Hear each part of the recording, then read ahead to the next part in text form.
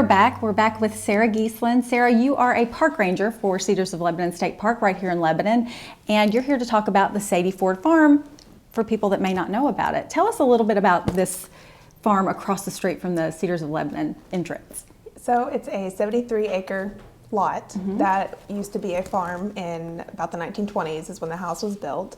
It also has a barn on the property as well as 3 different little ponds.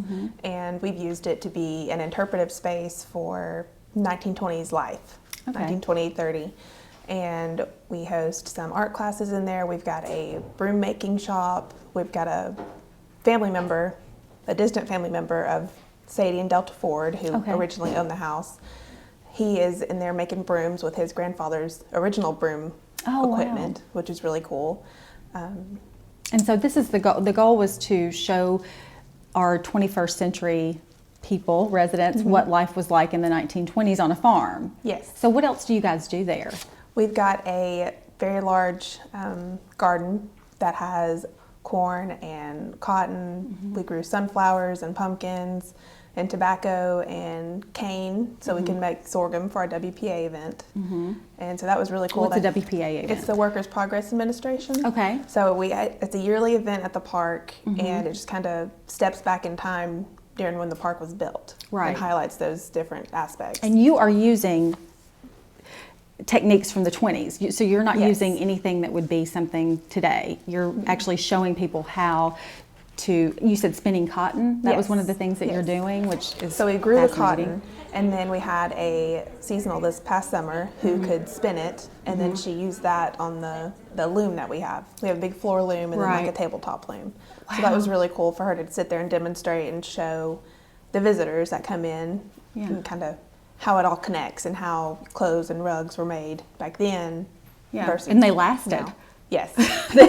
Some of those rugs are probably still around, I'm sure. Oh, yes. We've got some in the house that we found right after we bought it. You said classes this summer. This was your first summer, and we talked about what's coming up. You don't really have a point of reference for what you're going to be doing from now on, but you're just trying different things out. You had classes this summer. You said some stuff is coming up this fall. This fall. So every Saturday in November, we're having wagon rides, and then we're coming back to the farm and having s'mores and hot chocolate kind of around the fire.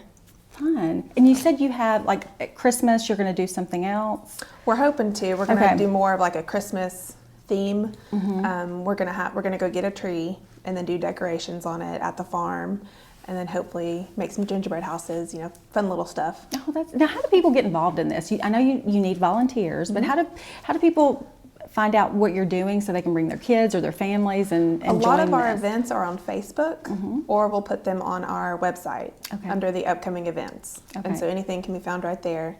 As far as volunteers, every Saturday in the first Saturday of every month is when we have our volunteer day, which is for the Tennessee Promise. So they can get hours then as well. So this is Tennessee Promise and Tennessee Scholar for students. Okay, great, because I have a son that I need to bring out there. So this is the first Saturday of every month they can come out and volunteer. And you always need volunteers. Oh, yes. Now, is there a charge when people come out to do classes or anything like that? Some of the programs we will charge just because it helps us buy supplies. Right. And so that's where that money goes back to. Okay, and what were you saying was the most popular, the event you did this summer? We did a lot of art painting, and we had a camp host who's volunteering over there, and she's doing the art classes, and she's very knowledgeable in the different mediums, and so she'll use that. We did a barn painting, sunflower painting, or chicken painting, because we've got 3 chickens on the farm right now. Okay. So. Any other animals on the farm? Not right now. Not right now? Okay. We have plans for it, but yeah, it's baby steps. Baby steps. So baby steps. And then, so the house, people can take tours of the house and the barn. And what are your hours to opening so people can come out and look? Right now, it's every Saturday and Sunday. We're open 10 to 6, and we do open house tours. We've got 2 seasonal staff right there for now that will give the house tours, so anybody can just drop by and say hey. Or we've had a lot of family members in the area come by and say, oh, I remember so-and-so being here, or this was always stopped by this house. Yeah. So that's really cool to hear those stories. stories. That's got to be neat. Yeah. That is neat. So what are some things that you want to tell people about so they come out and get involved? Like they may not know about Cedars of Lebanon State Park and Sadie Ford Farm. Well, there's a lot. We've obviously got all the hiking trails, and a lot of the upkeep of the park is kind of based on our volunteers. And so all the volunteer help we get always goes back into the park. So cleaning up a trail or going and picking up trash on the side of the road, that's a big help for us to help keep the park. Oh, of course. Beautiful. Now, how many acres is Cedars of Lebanon? I can't remember. We just grew. So I think we're close to 3,000, maybe a little bit more. And it is beautiful out there. It is. It really is. We used to go swimming. Now you don't have to pull anymore. Yeah. That was I remember every summer. I took swimming lessons out there for years. Oh, yeah. But it's a beautiful park. So It is. if people want to volunteer, the first Saturday of every month, and that includes Tennessee Scholars. Yes, And so- where would they meet? They usually meet at the Nature Center. Okay. It's on our website, and you can sign up so we kind of know who's coming, or you can just show up. Either Right. way, it usually starts about 9 o'clock. They'll meet at the Nature Center, and then kind of whatever project we have for that day, they'll go from there. Okay. And how many on average do you usually have? The closer it gets to the deadline is the more we get. Yeah. But we usually have about 30, Okay. 20 to 30. And you need all the help you can get. Oh, I mean, yeah. it's really a great park. And then this edition, I think, is great because we've lost a lot of those techniques, and it's really neat to learn about Oh, yeah. canning and, I mean, cotton. I think that would be neat to see. It really is. Yeah.